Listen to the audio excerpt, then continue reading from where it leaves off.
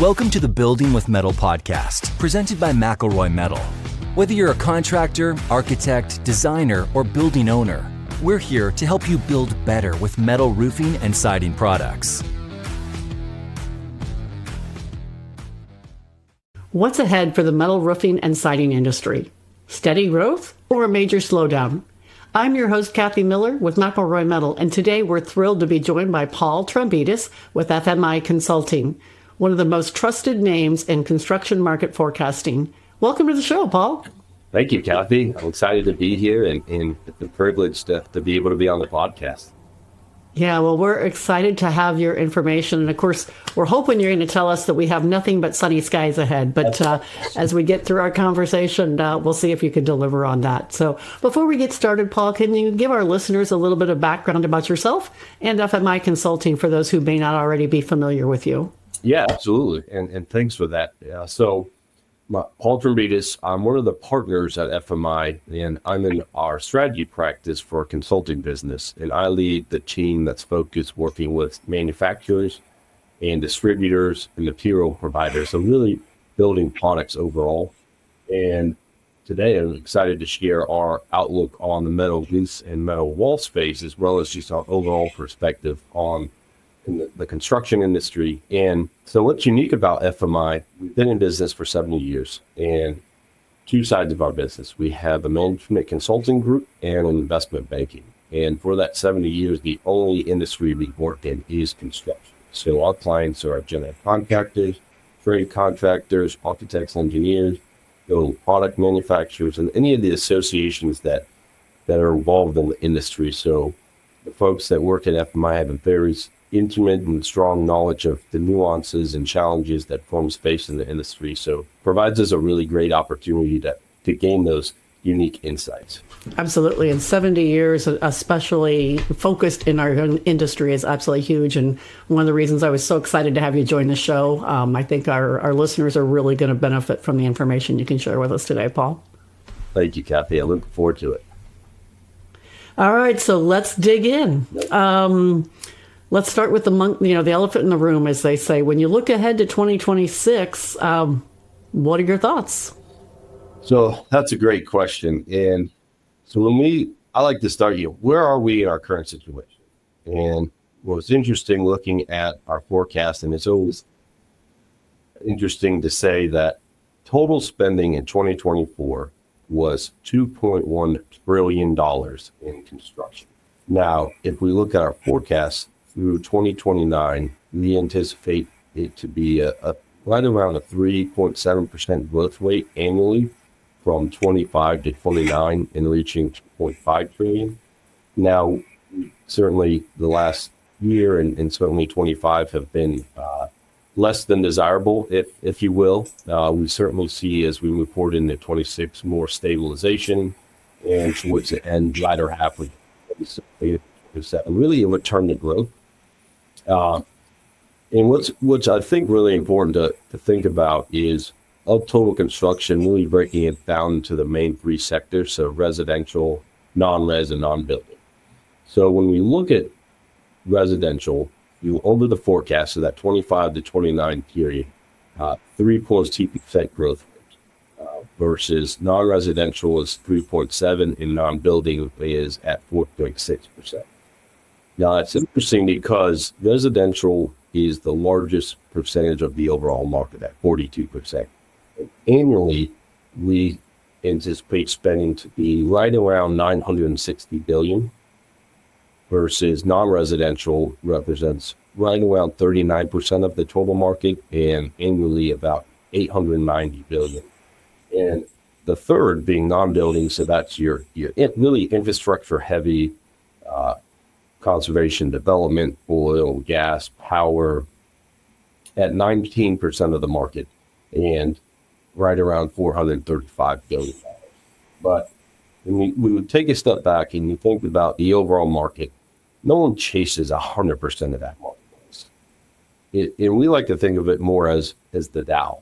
And it gives a good sense of the strength, the health of the market, and how you can compare the markets that you're operating in against the overall trend in the industry. And another piece is, if we continue to see an uptick in growth over the next several years, what does that mean in terms of how firms are going to be more?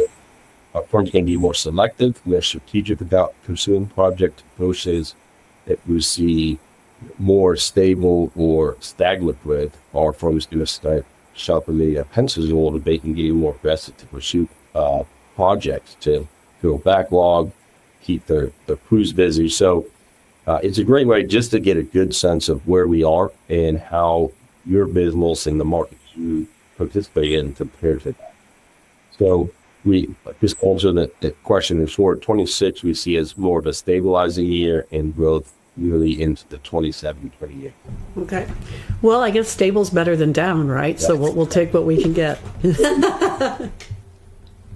All right. So one other quick thing before we really dig in, and I know I'm going to put some slides up to, kind of give people a visual as you're talking today, but I don't know that everybody is aware of how you guys get your information, Paul. So without getting too much in the weeds, kind of share with our listeners, if you would, the source of the data you're going to share today. Certainly. So for the overall market, we have an economic model that we developed over that 7-year period that we use as a base foundation. And then we incorporate planned projects, projects in planning, current projects in construction to get that real likelihood of occurrence, to make sure that we have the right projects incorporated in our forecast. And then the third piece is getting the boots on the ground perspective. So speaking with CEOs of various firms, from contractors to manufacturers, and as well as owners, and understanding where they are in their cycle of capital programs, the spending. Are they shifting from maybe they had a major capital program and now it's going to be a smaller project? So we like to call it more of a triangulating method of top down, bottom up, and then market validation. Okay, makes total sense, right? You have 3 pieces of the pies to get the whole picture, so to speak. Absolutely. All right. Well, take us on your journey. What information can you share with us today? So I thought it would be helpful to share about, when we look at the total market, how does that break out by the various segments?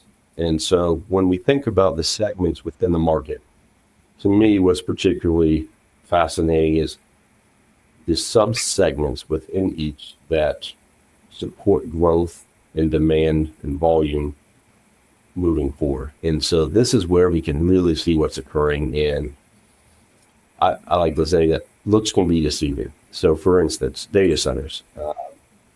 Data centers is probably the fastest growing market. And over the forecast period, going from roughly 40 billion towards 77 billion in 2029. So 17% annual growth. But data centers is included in the office segment. And if you look at the office segment overall, you see an 8% growth rate. But if you take out data centers, office then turns to less than 1% growth over that forecast period. And so I think that's one of the nuances and interesting dynamics is the subsegments that are driving growth. And a couple other segments, so warehouse, for instance, which is housed in commercial, seeing the favorable growth under the forecast period, 5%. And both data centers and warehouse are going to represent 50% of their overall segment. So data centers being over 50% of office through 2029, and warehouse being over 50% of commercial through 2029. Now, with some other segments that we see being favorable, education, certainly one of the largest spending segments in terms of dollar put in place for construction. So roughly 140 billion annually. And then healthcare, another one where we've seen a shift from more of the outpatient clinics to larger healthcare expansion projects. So this year we saw 11 projects that were over $1 billion get announced.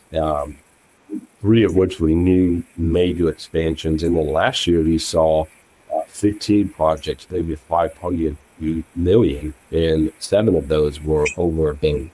And so we're starting to see a shift in that space. And then the other piece that I like to think about is geography and how that plays a critical role in where activities are going. There's a report that was released by the SEC that showed over the last 15 years the number of corporations relocating out of the current geographies or state to a new state. And last year it was the highest percentage of corporations relocating. So 10% of corporations relocating. And they were relocating to more the secondary cities. So Raleigh, Charlotte, Tampa, Orlando, Nashville. And so what we're starting to see is this transition of those primary cities, either LA and Chicago and New York. And now the net migration of really transferring to secondary cities. So over the next 5 and even 10 years, those will start to move up. And in all the infrastructure needed, education, health, support the growth is going to drive a lot of construction spending in those areas. So that's from just an overall market standpoint, I think. Some key highlights. Yeah, and I'll put the the graphic you have up on the screen here, and I think that is fascinating information. And to your point too, right? Today the corporations move, but of course then that's going to drive population and roads and infrastructure and all of those other things. So very interesting the roll down that you can see in those areas in the future. 100%.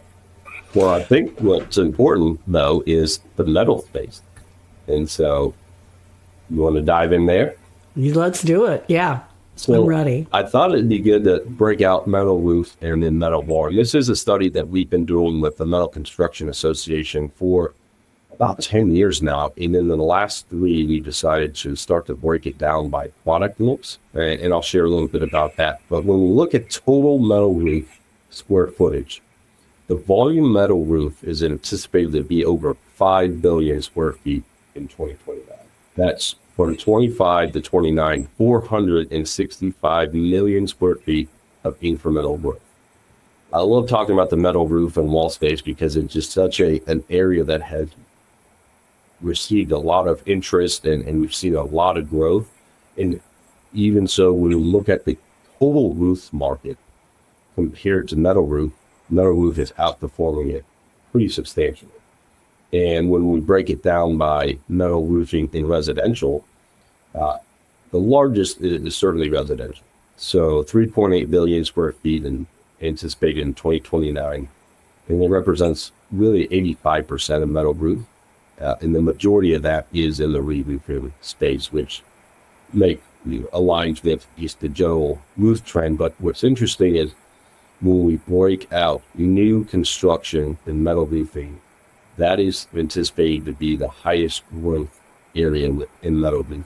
And that's new homes and really driven by a number of factors, including social aspects, but also the aesthetics, the durability, longevity, and greater awareness of the benefits associated with having a metal roof. And so we see that as a very positive area for the metal roofing space. And another piece that helps fuel the re-roofing side is you look at the number of U.S. homes right now. So 60% of U.S. homes are 30 years or older. And so really helping to fuel the re-roofing activity in metal roofing. And then we'll think about a product mix between residential, large percentage being stainless steel. So 65% of the market stainless steel, followed by shingles at 20%. And where we're seeing the highest volume or concentration really in the South and Pacific, and particularly as well as the West Coast. So, I think that's really interesting and a great takeaway, right, for our listeners. If somebody is not currently in the residential metal roofing space, it could be a good niche they want to consider getting into, right, and shoring up their marketing efforts and their install crews, et cetera, because there is going to be a lot of opportunity there. So over the years, we've seen homeowners' sentiment and confidence and understanding of the benefits of metal roof go from zero to where, you're right, Paul, now people enter into the conversation ready to go, and it's just a matter of which type of product they want, as opposed to, metal roof, thinking it's an inferior product. People now realize that it's actually a superior product. So absolutely. And the other piece of it is we're starting to see more metal roof through distribution. So the large roofing distributors, which has benefited the market in terms of now there's greater access to not just the larger roofing contractors, but the regional and local contractors now gaining experience, familiarity, gaining that education around the benefits of metal roofing. And so that has also contributed to the strong growth in the marketplace as well. Yeah, you're exactly right there. By chance, do you have any information for our listeners, Paul, about the difference in product mix or what types of products might be stronger or a bigger part of the market? Yeah, I would say so. So for residential, certainly the standing seam, largest percentage of the marketplace. Then next behind that, shingles, and then through-fastened. Now, when we look at the non-residential space, a favorable market as well. So 780 million square feet in 2025. And it is in the metal roof space, the largest percent. So 30% of roofs are in non-res going towards metal. And then within that, commercial and industrial representing the largest share of that space, so 65%. And you see the largest growth in the commercial space over the forecast period.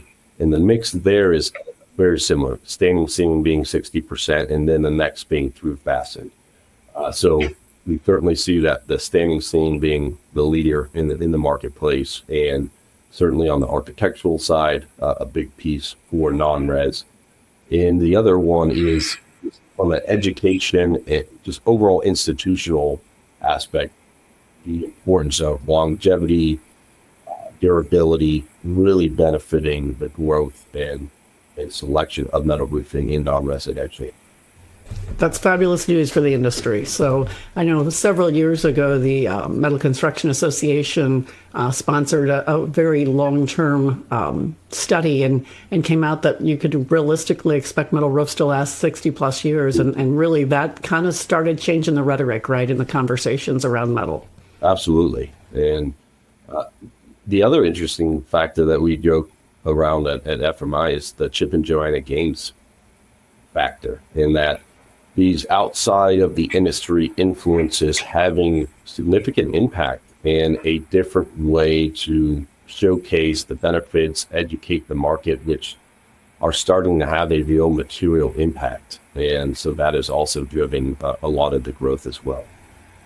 Yeah, we've had some influencers be very friendly to the industry, that's for sure. Absolutely.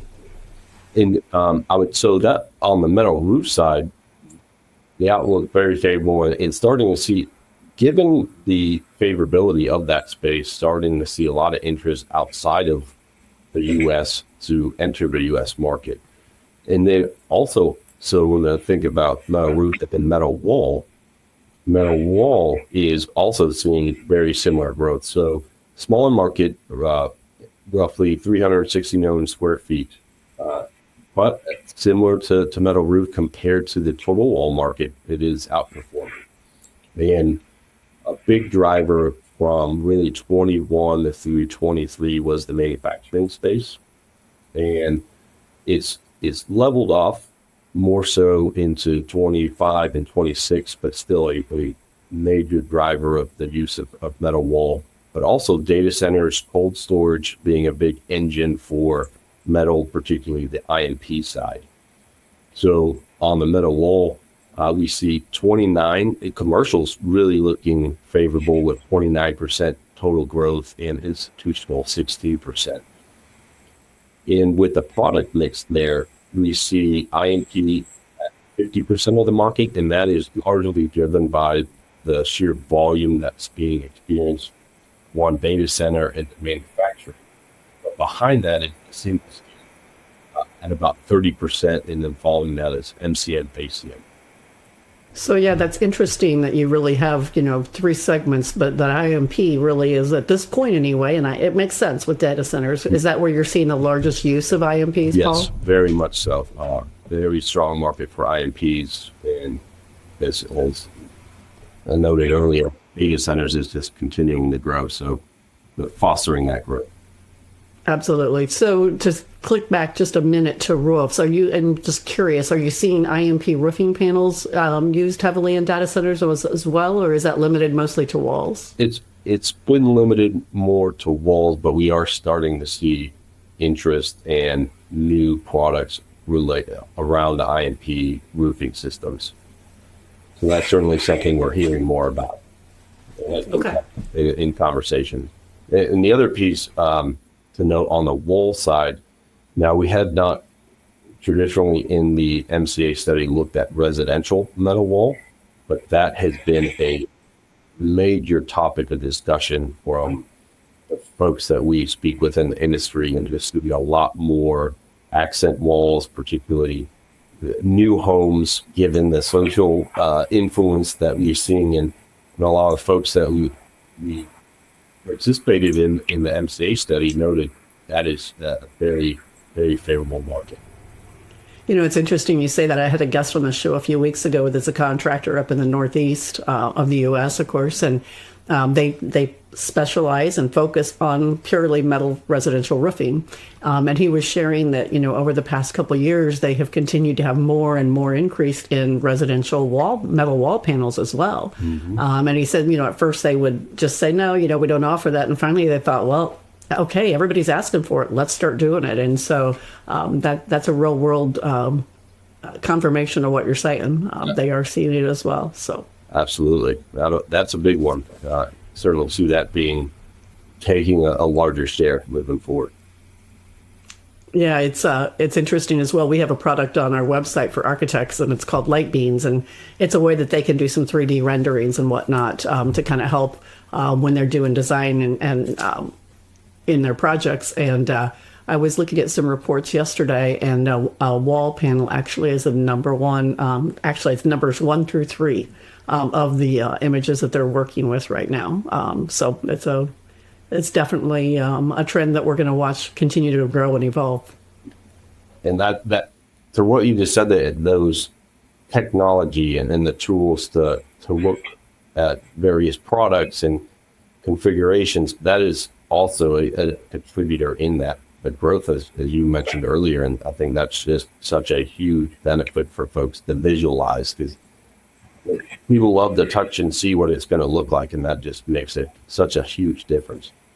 100% agreed. Okay, so anything else on walls that we should know, Paul? No, I think both the roof and wall space continuing to see growth and moving forward. It's an exciting market. I love the metal roof and wall space because of just the momentum it's gained and how it is evolving, and just the education and awareness of the benefits, and certainly moving forward is going to continue. Yeah, it's going to be an exciting time for sure. I'm going to show a slide here that I think does a really great job of summarizing kind of what you've talked about. And I'll let you kind of walk our listeners through it, but it's you have metal roof products, and you have them broken out and kind of highlight the percent of growth, and then metal walls as well. Paul, if you want to just kind of take us through that real quick as a summary snapshot. Yeah, absolutely. So when we look at the total over 25 to 29, that time frame, looking at metal as a percentage of the total roof space, and then how that breaks out by residential, so replacement versus new, and then within residential, how it breaks out by standing seam, roof fastened, shingles, and then on the non-res side, breaking it down by what percentage of square foot represents commercial, industrial, agricultural, and institutional, and within those, what does standing seam, through-fastened, shingles, and IMT represent? So it gives a good sense of breaking down the layers of total market, where the segments are using it, and then the product that is going into it. Agreed. And again, from a contractor standpoint, if I'm looking at a way to diversify my business or grow a new market, this is, I think, a great way to say, you know what, IMPs, okay, they're going to be up 8%. Maybe I want to have a crew that learns to install IMPs. Same thing with shingles or standing seam, et cetera. So I think really valuable information there for our listeners.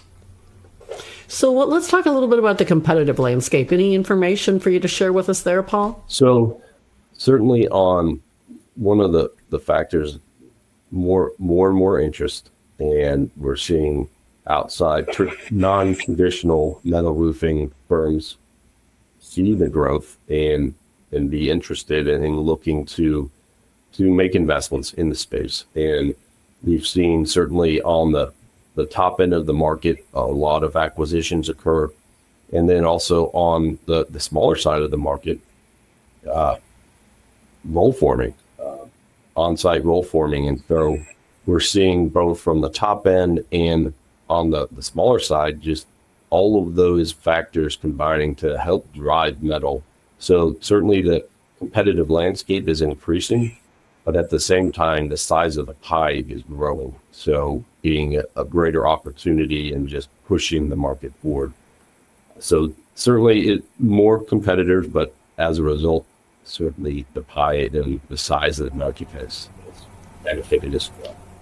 What a wonderful position to be in, right? It could be constricting in multiple ways, right? We could be taking and having lower business and more competitors. And so to experience both at the same time, you don't get that very often. You don't. And then you also, from the outside market dynamics you have, from a sustainability standpoint and resiliency, the energy efficiency, building performance, and the emphasis there and the funding available, as well as recyclable materials, and then IRA, the funding and to address energy codes. And then you have states that are clearly favoring metal roofs with grants and credits. So I think Alabama, Florida, Louisiana, there's a number of others. And then really on an insurance standpoint, insurance-driven re-roofing driving a lot of volume, certainly moving to metal as a way to hedge against risks related to hail, to wind, fire, and homeowners really looking at how do we better, for lack of a better term, fortify our homes to be resilient and have the emphasis on a stronger roof and code plus almost, if you will. And so there's a number from the sustainability, resiliency, the incentives, government, statewide, and then the insurance, all these dynamics converging to help drive the growth as well. Agreed. And we have seen, as I'm sure you've seen as well, the state of Florida is at the cusp of making some very major changes and recommendations that will do nothing but be incredibly favorable to metal roofing. So that'll, and of course walls as well. So that'll be exciting to see how that continues to provide benefit for the entire industry. A story I like to share, and it just shows how metal roof is growing. And so the neighbor across the street, unfortunately, their house caught fire and they had to do a total renovation. And they ended up going with a metal roof. And this was about 2 years ago at this point. And so we have neighborhoods of about 50 homes. They were the first house to have a metal roof. Since then, there are 7 other homes in our neighborhood that now have metal roofs because it looks so good. And the other aspect is from given the affordability, the rates, just the challenging market for real estate, individuals look at ways to differentiate their homes through a more attractive sale and lending itself to metal roof. And so that's another factor that you're seeing as well. Yeah, that's a great point. And again, the sentiment it's really shifted over the last decade. It used to be metal roofs were maybe looked down upon, and again, people thought they were cheap or an inferior. People thought they would hear rain through them, right? And now the conversation has completely flipped, right, to all of the things you've talked about, from sustainability to long-term costs versus first-term costs. I mean, even energy efficiency, right? Metal roofing is a great partner to solar, which we haven't even touched on today. And so, that's a whole nother dynamic. So, speaking about dynamics, Paul, is there anything from a distribution cycle that we need to talk about today as we kind of wrap up our time together? I would say, just kind of going back to the point around distribution being, there's the consolidation among the major distributors. and you have more metal products going through distribution, enabling a wider range of contractors to build that familiarity and experience with metal. So I think that's certainly a very favorable evolving dynamic that we've seen just in the last few years. And I would say just, when you think about considerations in this space, and if you look into the future, it's where are the right opportunities to focus on? So certainly residential is very favorable, both new and re-roofing, but on the non-residential side, the growth in data centers and cold storage and resilience-driven focus to fortify and ensure that mission-critical facilities can operate. So healthcare, education, data centers, manufacturing, all really very bright spots in terms of the segments. And then you have the evolving dynamics that we talked about from distribution, as well as the smaller roll formers that are on site. And so those are certainly key considerations in understanding how the market is changing in the landscape in terms of the continued use of the the on-site roll formers to the distribution channels, to the opportunities of growth in residential and both non-residential. And so for firms that are thinking about the metal space, there's a lot of opportunity in where you targeting the right slice of the opportunity. Well, I realized when I invited you to join the show today, Paul, you could have given us bad news, but I'm hearing nothing but great news ahead. So thanks for sharing some positive outlook with listeners as we kind of wrap up 25, which doesn't even seem possible, and start to think towards 26. So anything as final thoughts you want to share with our listeners before we wrap up for today? I would say just kind of final thoughts in terms of the overall market. See 2026 really more of a stabilizing year, in the latter half being more of that poise for growth and into 27. But then when we break it down to the metal roof and wall, certainly continued growth, continued expansion and interest in the marketplace. So a very favorable opportunity.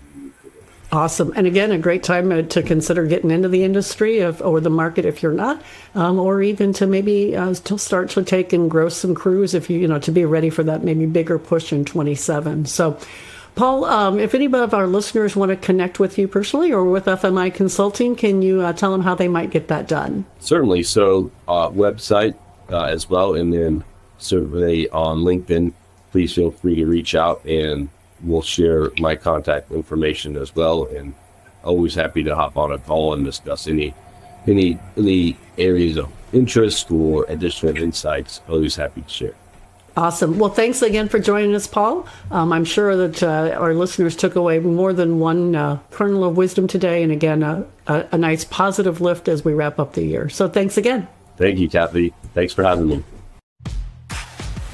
Thanks for listening to the Building with Metal podcast, presented by McElroy Metal. To stay up to date with our latest episodes, be sure to subscribe wherever you get your podcasts. Visit us online at www.mcelroymetal.com for more info and products. Until next time, keep building with metal.